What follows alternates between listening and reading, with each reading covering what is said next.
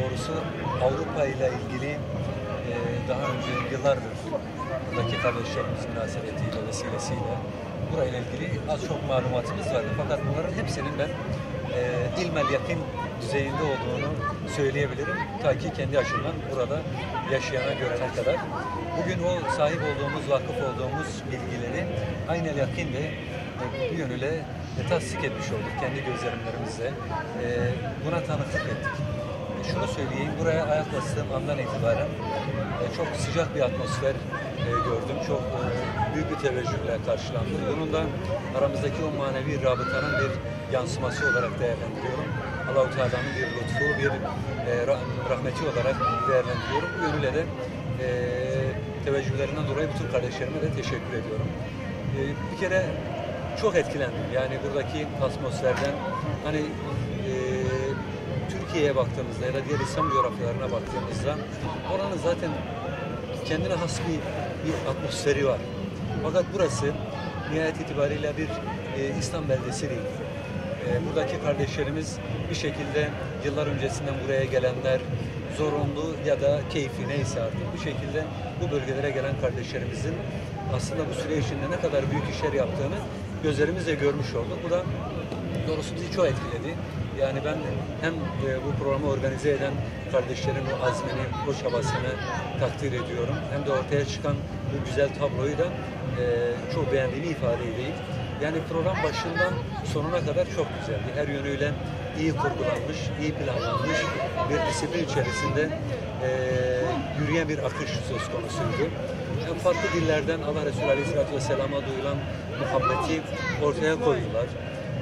İki kısa film izledik. Bunlar etkileyiciydi. Yani bu bizzat Basel Said Nursi Vakfı'nın bünyesinde gerçekleşen bir organizasyon. Bu iki kısa filmde de çok ciddi bir emek var. Hakikaten etkilendiğimi de ifade edeyim. Daha güzelini de bekliyoruz. Onu da buradan şahsen ifade etmek istiyorum. Ya programı güzel buldum. Katılımın iyi olduğunu söyleyebilirim.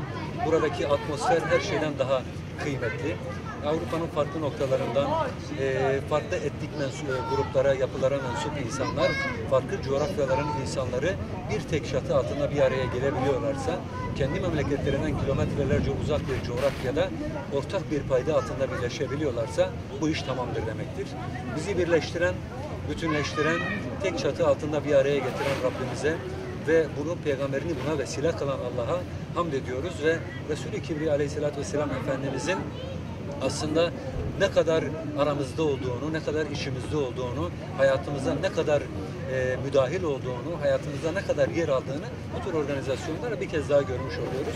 Bu da doğrusu insanımızın, Müslüman kardeşlerimizin ona duyduğu muhabbetin, ona beslediği sevginin bir alametidir ki bu sevgi bizi bir halka etrafında bütünleştiriyor. Aynı potada hepimizi tek kimlik, üst kimlik, Müslüman üst kimliğiyle o potada eritiyor. Bu da bizi sevindirdi. Yani ben doğrusu görmeyene kadar bir şeyler eksikti benim içimde. Tamam yani hani gördükten sonra daha bir mutmain oldum. Yani şöyle bana sormak, bir ümit geldi, tazelendi. Daha çok şöyle sormak gerekirse, daha önce kendiniz uzaktan izleyip görüyordunuz, kendiniz sunumunu yapıyordunuz. Evet. Bugün ise bir fiil burada Evet. o atmosferi teneffüs ettiniz. Aradaki en büyük fark neydi?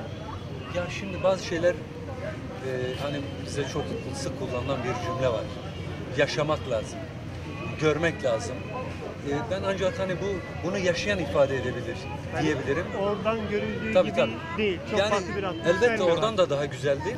Fakat bizzat burada o sıcaklığı daha yakından o güzel atmosferi teneffüs etme fırsatı oluştuğu için daha bir etkili oldu, daha güzel oldu. Yani ben hakikaten unutamayacağım bir gün yaşadım diyebilirim. Bundan sonraki hayatımızda da bizim sürekli bahsedeceğimiz bir anıdır diye düşünüyorum. Bir kez daha emeği geçen herkese teşekkür ediyorum. Daha iyi organizasyonlar, daha güzel etkinliklerle inşallah bundan sonraki süreçte iyi şeyler olacağını ümit ediyorum. Herkese selam.